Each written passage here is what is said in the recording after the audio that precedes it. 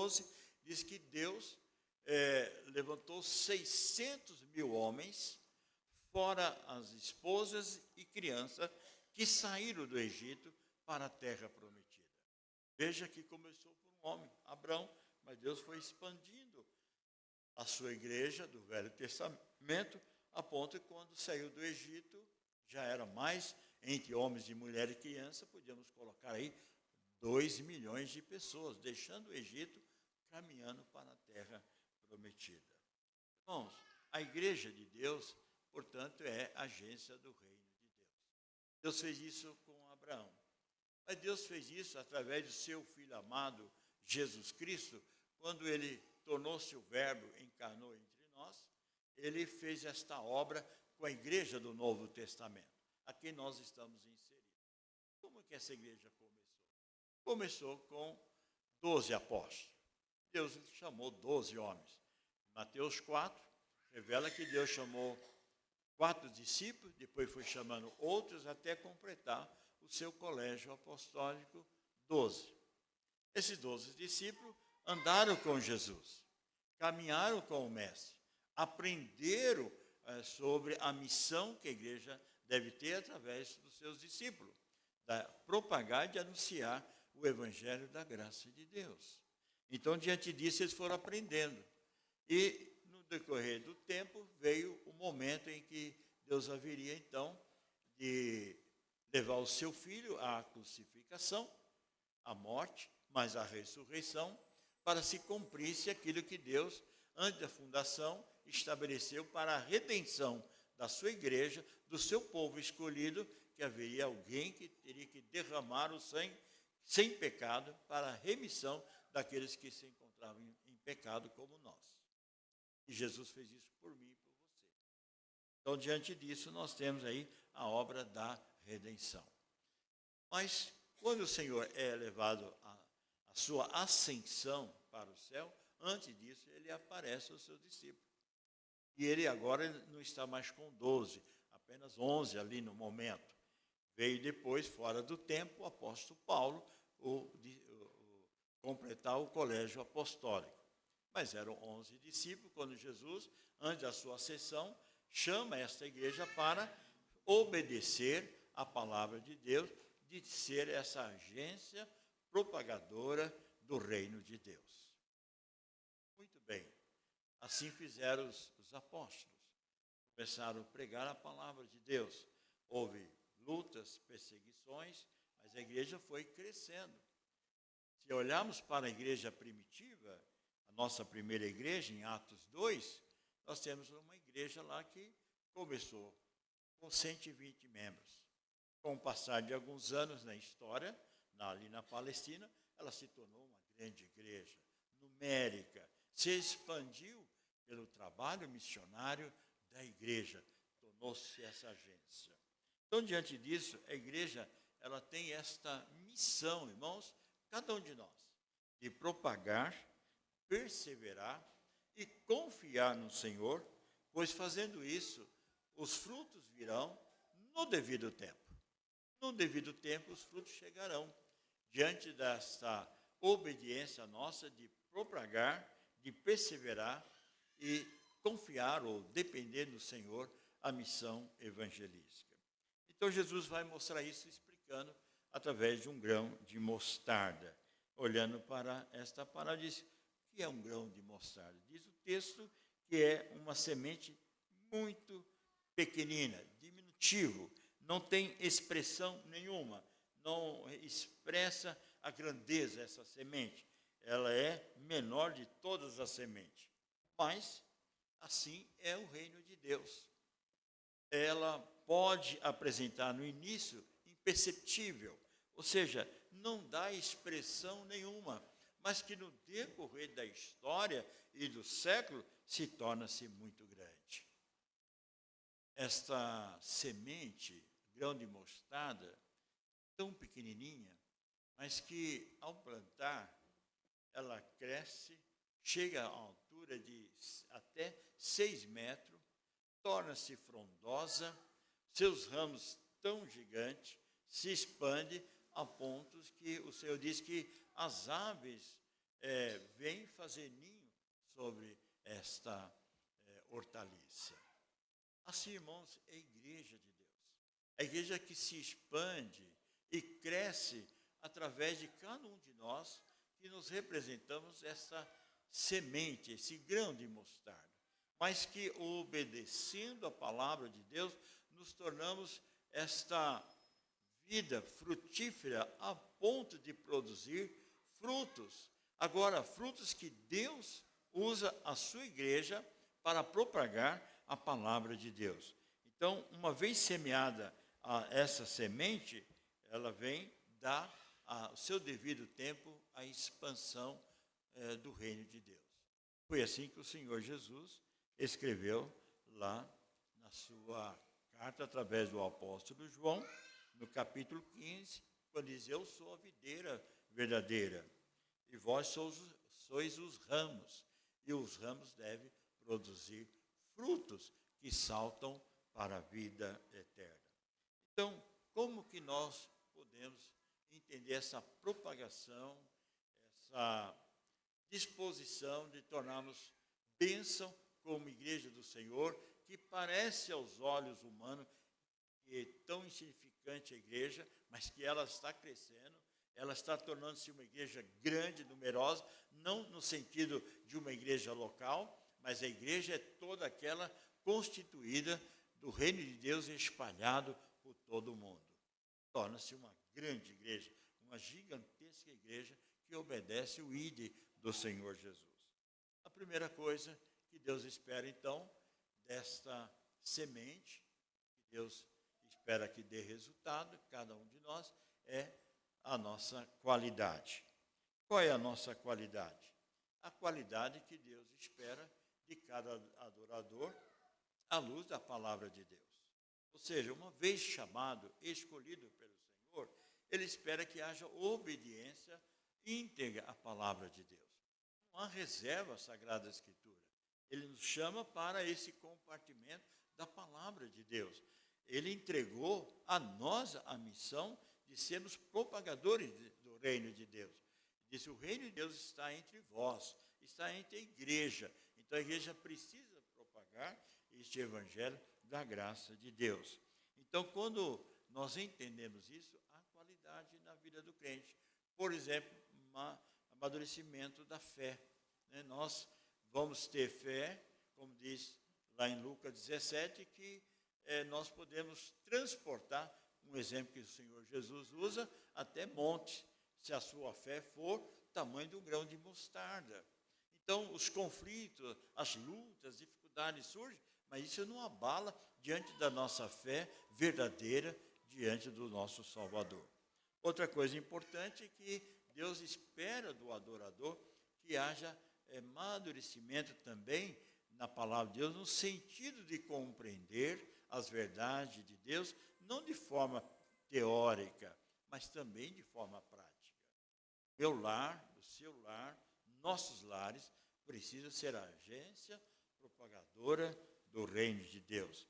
Então, esse é o primeiro grande desafio que Deus espera. Então, quando Cristo nos alcançou, nos chamou para sermos sua testemunha, Ele quer usar de forma individual, familiar e como igreja do Senhor.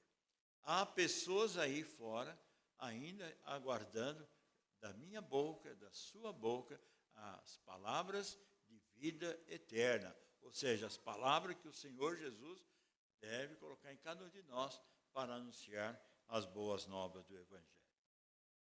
Assim começou com os apóstolos. Saiu pregando.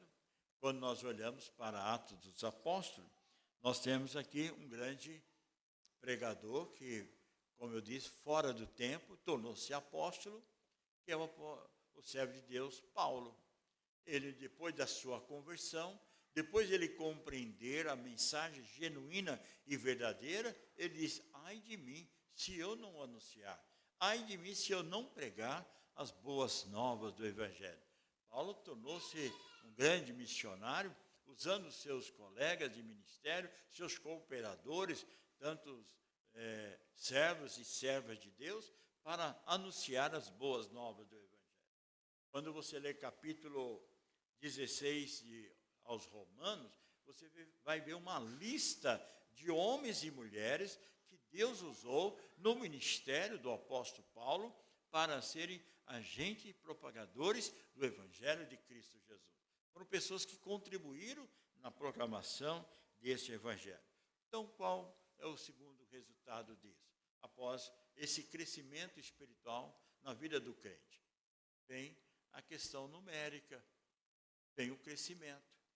Você é uma igreja que representava ali uma pessoa, duas, vai para 10, para 15, 100 e vai crescendo, ela vai se multiplicando.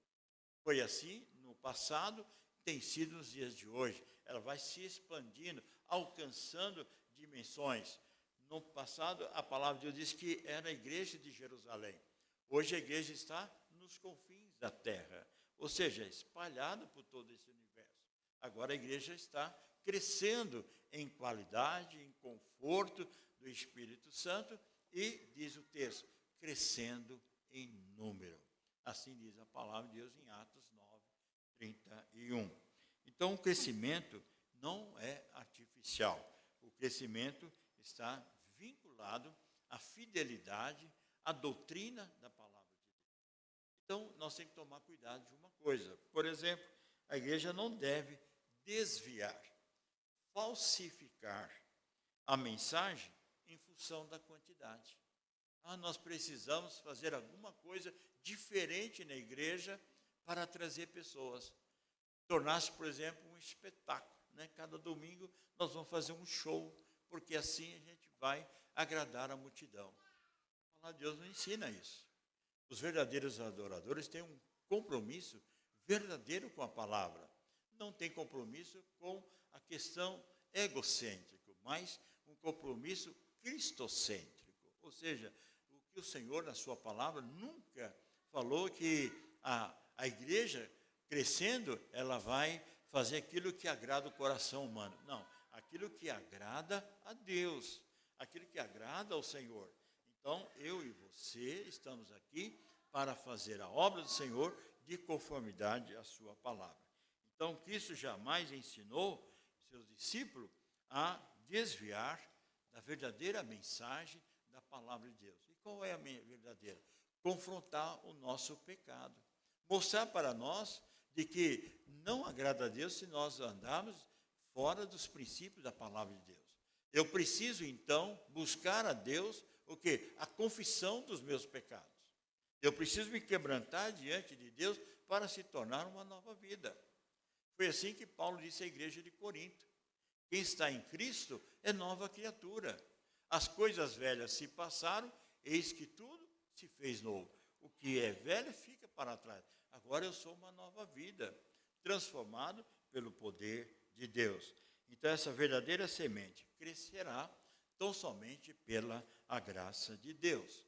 Então nós temos o crescimento, nós temos a questão da quantidade, mas nós temos também algo que marca a verdadeira igreja que o Senhor coloca aqui nesta parábola do grão de mostarda. Ela se expande, cresce, alcançando. A ideia também aqui é que, quando o Senhor mostra aqui, que não é uma mensagem que alcança apenas o povo judeu. A ideia aqui é que Deus estava já preparando a igreja para alcançar os gentios. A expansão do reino de Deus não estava só vinculada aos judeus, mas os gentios. Tanto que Paulo escreve em Efésios, capítulo 2, dizendo que Deus fez um só em Cristo, ajuntando o povo judeu e gentil para ser a igreja de Cristo Jesus. Então, a terceira coisa, ele vai falar sobre comunhão. Então, a igreja vem do crescimento, vem dessa qualidade, representa dentro desse crescimento a expansão, o seu crescimento, embora pareça tão pequenininho, mas torna-se frondosa a sua igreja. Depois vai mostrar que essa igreja ela revela ajuntamento ou comunhão. Assim como as aves, diz o texto aqui, vinha para aninhar-se aos seus ramos. A igreja é formada por comunhão. A agência propagadora do reino de Deus, ela também marca a sua presença pela comunhão. E essa comunhão verdadeira, ela envolve os crentes, vamos dizer assim, antigos e novos. Nós temos crente, por exemplo, da fundação dessa igreja. Nós temos crentes que foram chegando anos depois. Era um grupo pequeno, mas foram chegando outras famílias. Daqui a um tempo nós teremos novas famílias fazendo parte dessa história, dessa igreja. Chegando, fazendo parte desse rebanho, dessa igreja, no qual nós nos tornamos agentes propagadores deste evangelho. Então, essa comunhão nos leva, por exemplo, a crescer em comunhão, fraternidade, sermos solidários uns para com os outros. Esse é o ministério que Deus ensinou na sua palavra, quando resume os seus mandamentos, dizendo: amarás a Deus de toda a alma, de todo o entendimento, mas amar ao próximo como a ti mesmo. Então, nós devemos desenvolver ambiente fraternal, respeitoso, de amizade, com certeza nós estaremos fazendo tudo isso para a glória de Deus. Então, irmãos, estamos iniciando este ano, e este ano é um ano missionário da igreja. Nós não podemos perder a visão de ser uma igreja missionária. Nós não podemos simplesmente ter ajuntamento na casa do Senhor entre nós, mas saímos daqui das quatro paredes, nos tornando como este grão de mostarda, tão inceptível, mas que no decorrer da história vai marcando o seu crescimento, né? Então, diante disso, irmãos, quero concluir dizendo o seguinte: não sejamos cristãos que vivemos comprometidos com as verdades somente da palavra do Senhor entre nós. Ou seja, a palavra de Deus, ela tem que estar entre nós, mas ela precisa ser compartilhada para outras pessoas. Ou seja, não podemos passar mais 300 e poucos dias, 360 dias deste ano, que 5 dias já estão passando, sem falar do amor de Deus, né? Não sejamos cristãos que vivem só pregando, mas que nós devemos proclamar e anunciar as boas novas do Evangelho. Deus espera de nós, irmãos. Deus vai cobrar isso de mim se eu não estiver fazendo essa obra missionária. Deus vai cobrar de cada um de nós. Então, nós não podemos perder a dimensão do reino de Deus. Sejamos cristãos comprometidos para disseminar os valores do reino de Deus sobre a terra. Diante disso, o que é que o Senhor Jesus, no Sermão do Monte, ele vai dizer algo para a igreja, dizendo no verso 14 de Mateus 5, vós sois a luz do mundo. Vós sois a luz do mundo. No verso 16, ele diz então, assim brilhe também a vossa luz diante dos homens, para que vejam as vossas boas obras e glorifique a Deus que está no céu. Então, irmãos, que nós sejamos essa igreja propagadora do Evangelho de Cristo. Sabe por quê, irmãos? Vai chegar o grande dia. Esse grande dia vai acontecer, ou seja, a volta do Senhor Jesus. E na volta do Senhor Jesus, algo extraordinário vai acontecer e nós vamos conhecer, então, a dimensão dessa igreja, que parece inceptível, que parece que nós não percebemos a grandeza dessa igreja. Mas veja que o apóstolo João diz na sua palavra.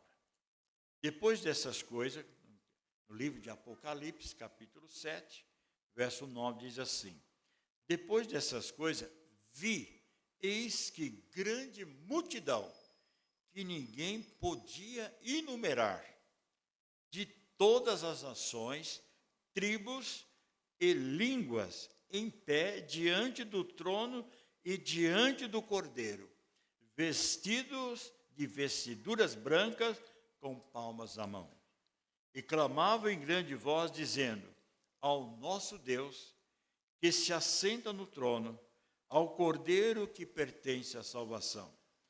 Todos os anjos estavam de pé, rodeando o trono e os anciãos, e os 4 seres viventes, ante ao trono, prostaram-se sobre o rosto e adoraram a Deus, dizendo, agora não só a igreja, representando essa multidão dos eleitos de Deus, como os anjos, glorificando a Deus, dizendo: louvor, amém, louvor e glória, e sabedoria, e ações de graça, e a honra, e o poder e a força, seja o nosso Deus pelos séculos dos séculos. Amém. Então, quando o Senhor voltar, Ele vai voltar e está para buscar a sua igreja. Não será uma igreja insignificante, não. Será uma multidão dos eleitos de Deus que farão parte da morada celestial na presença do nosso Deus. Por isso, irmãos, a igreja é chamada, então, para propagar o evangelho da graça de Deus, mas não pode perder a dimensão, por exemplo, da comunhão. Há uma mensagem do hino que diz assim: uma aliança eterna de amor, serviço mútuo e proteção. Temos uns com os outros, por meio de Cristo, o compromisso aqui de edificar, repartir, abençoar sempre uns aos outros. Esse deve ser o desafio da igreja ao iniciar este ano de 2025.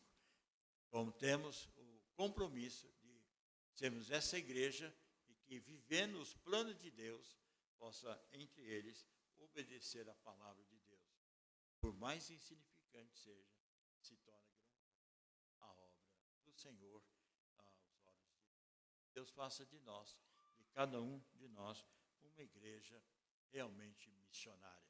Uma igreja que não deixe de propagar, porque cada um de nós, que fomos escolhidos pelo Senhor, temos essa missão, sermos agentes, propagadores do reino de Deus. Que Deus assim. Vamos louvar a Deus com a